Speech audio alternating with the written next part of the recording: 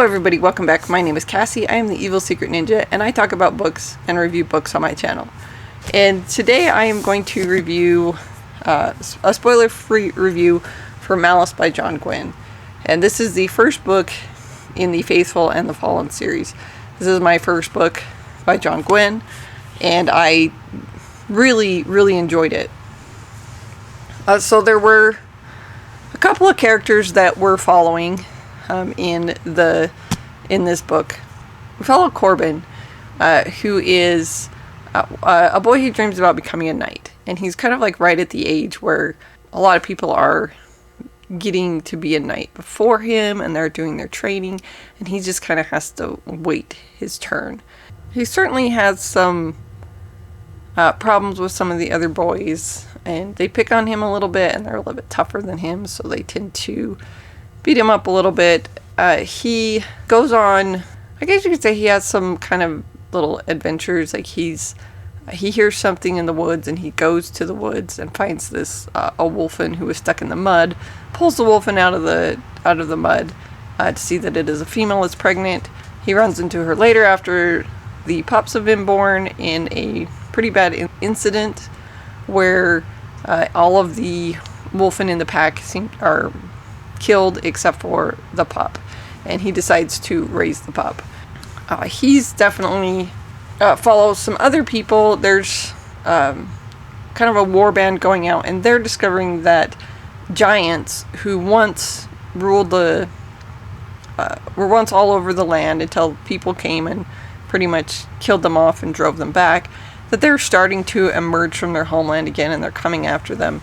So there's that kind of fear rising as these creatures that are a lot bigger than people and very intimidating are coming after people.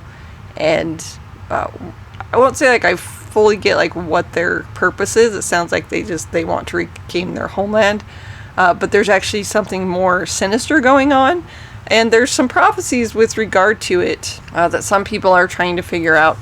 There is something coming, something really big coming, like they call it there is this war coming, but it is a war between gods. There isn't a whole lot of people or people with any influence that are going to be able to make a difference in this war, but there are two kind of like chosen ones, and I don't know, maybe they're supposed to battle it out.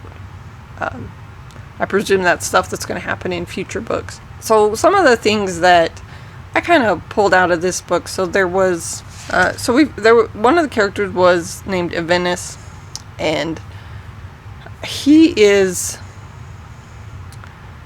searching for some things. Then these are kind of objects of legend that are supposed to help in the upcoming war. They're also supposed to kind of have special, obviously they're supposed to be able to do wondrous things.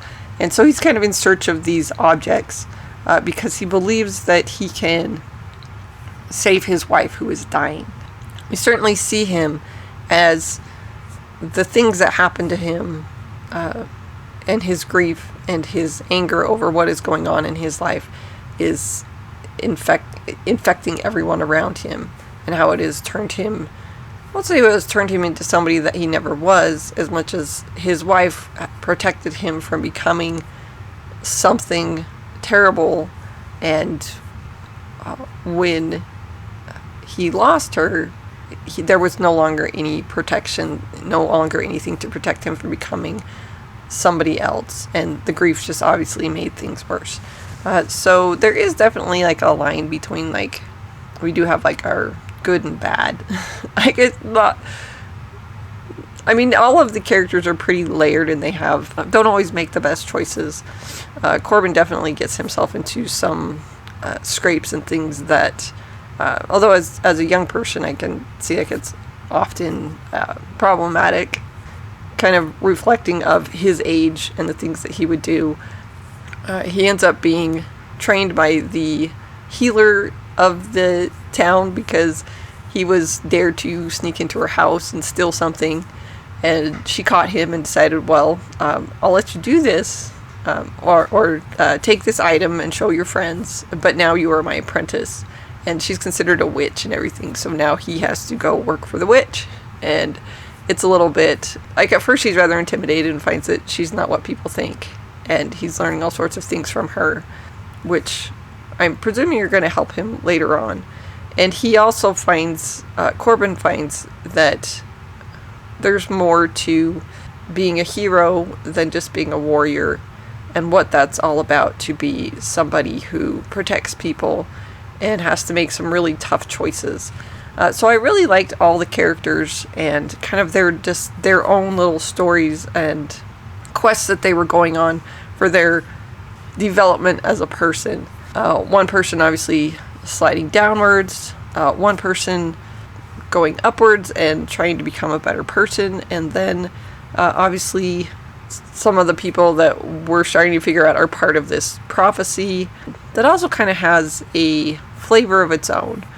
So overall, I would say that this book is, it feels like very much like classic fantasy, very much like Tad Williams, Lord of the Rings, Chosen One, all of those kind of things. So it has a lot of those themes, but I found like it put a really modern spin on it, as in like I didn't feel like it was just something that I had read over and over again and I wouldn't be interested in.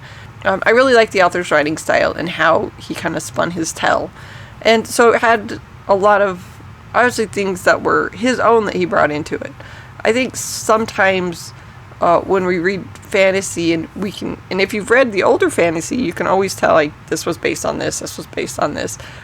We say that, but obviously all fantasy came from Tolkien, Shakespeare, and those kind of things.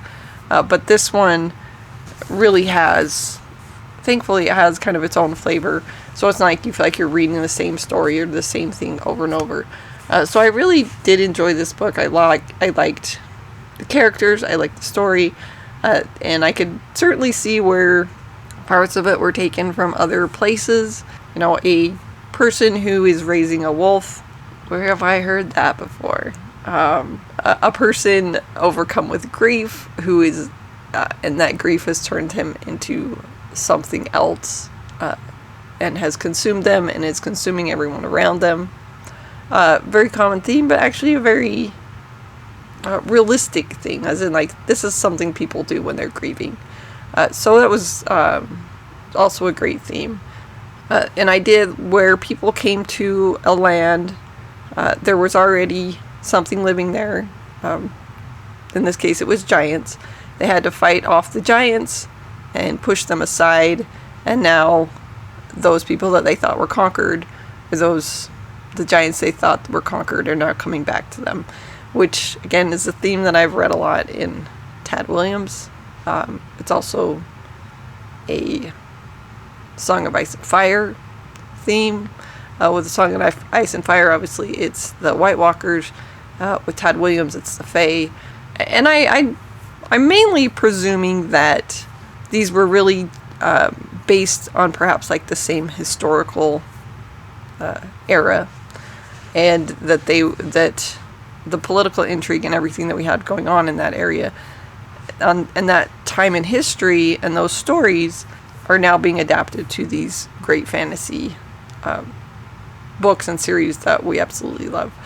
So I'm excited to read the next book. Like I said, I see a lot of continuing themes, but I feel like it was done in a kind of a fresh way, so that I don't feel like I'm reading the same book. They definitely have their own, the author certainly takes his own spin on these stories, or this time in history, or in making it into a fantastical world.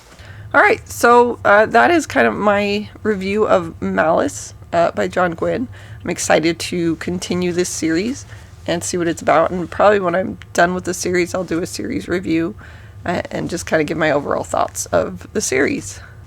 Thank you guys all for watching. I appreciate everyone who joins me and watches my videos, and I hope you guys all have a lovely day. Thanks. Bye.